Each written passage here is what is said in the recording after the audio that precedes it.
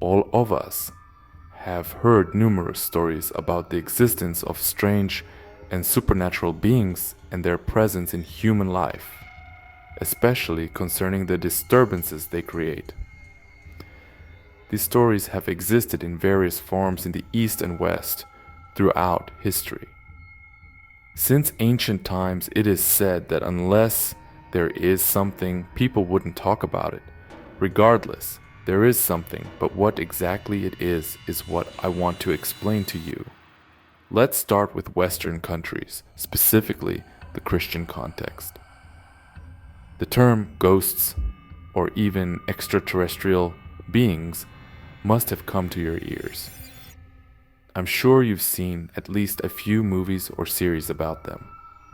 If you pay attention to how these beings are introduced, it becomes clear that they are invisible creatures living in filthy and dark environments. They appear and disappear in an instant, resembling smoke, are intangible, have terrifying faces, can read human minds, exert influence on them, and sometimes even have intentions to harm humans or fulfill human desires. Those who claim to have seen them often experience their presence in dreams and wakefulness, and even after waking up, they can perceive the effects of their presence in the environment. These aspects I mentioned are common in all these stories. Now, consider this question. How many of these reports might be lies or the result of mental hallucinations of the reporters themselves? There are so many of these reports that I can confidently say there must be some entity causing all these reports. Let's go back to history. For example, 5,000 years ago, 7,000 years ago, the civilization of Egypt, the Mayan civilization in South America, African civilizations, all had various gods and idols. Were these people really so foolish that they made a statue from stone and wood and worshipped it? More importantly, did they sacrifice to these gods? Now, when you ask these people why they worship stones and wood, their first answer is that we don't worship the stone or wood, we worship the spirit breathed into them. Pay attention. They worship the spirit breathed into them. But what is this spirit? What kind of entity is capable of extraordinary actions that, like miracles, have led these people to put the name of God on it and worship it?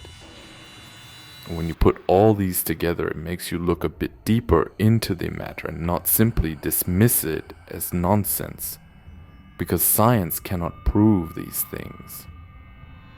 But what are these beings that have been living around us since the creation of humanity? The answer to this question can be found in the beliefs of Judaism and Islam, a being called Jinn. It is a being with characteristics of invisibility, the ability to influence the human mind, and being restricted in time and space. Jinn is a being that is present in common beliefs, and according to believers, it has a body made of fire, or, better said, vapor produced from fire. It has intelligence and consciousness like humans, but is never visible to the eye. However, scientifically, there is no conclusive evidence for the existence of Jinn. Some scientific studies have suggested that Jinn is made of plasma, but these claims have not been scientifically confirmed and require further research. Science focuses on observations, experiments, and repeatable evidence.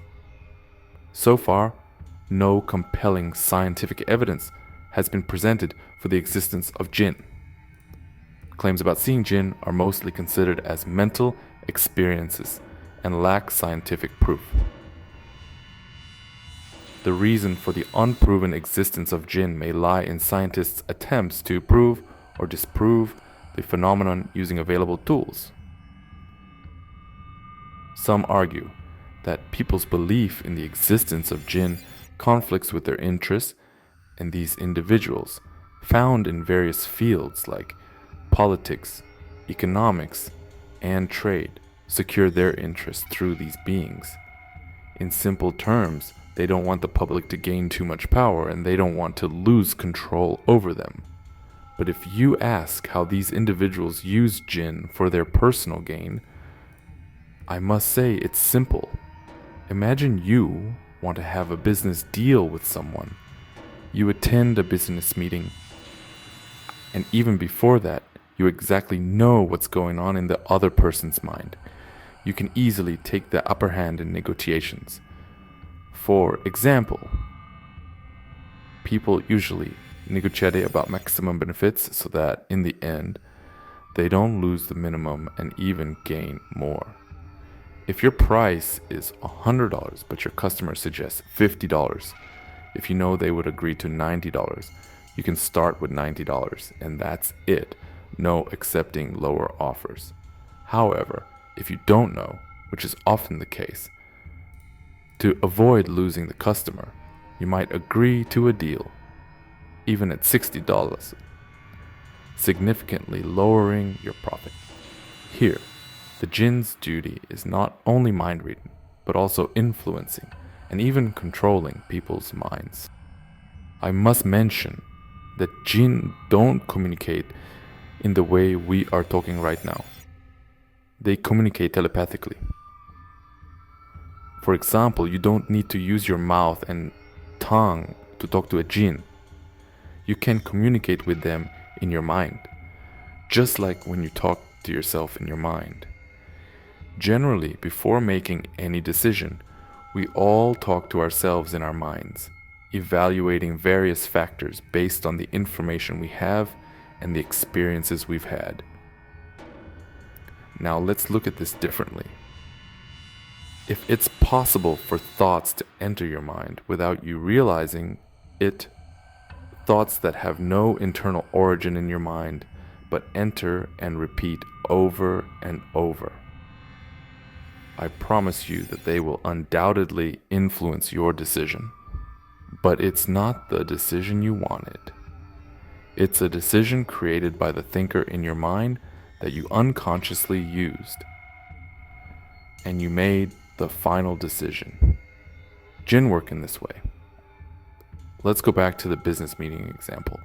Suppose you want to sell your product for $100.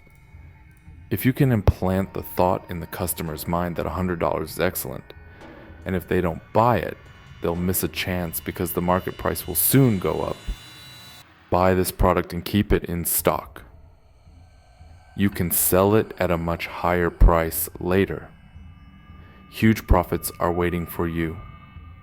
These thoughts, repeated alongside the customer's own thoughts in their mind, because they can't distinguish whether it's their own thought or not, likely influence their decision. This was just a simple business example. Go and see what disasters are happening in politics from ancient times when kings had numerous soothsayers by their side to today, let alone going into details. But probably another question is in your mind, and that is, if Jinn are invisible, why do some people see them in various scary forms? I must say the answer to this question is in my previous discussions. Jinn communicate with us through telepathy, and naturally, since there is no physical involvement in telepathy, they can manifest themselves in any form in your mind, even as human-like figures that you are familiar with. Dear friends, if you subscribe to this channel and support us in future programs, I will provide you with more comprehensive information, not only about how to communicate with them, but also about all the strange and mysterious subjects in this world. So, stay with us and don't forget to subscribe.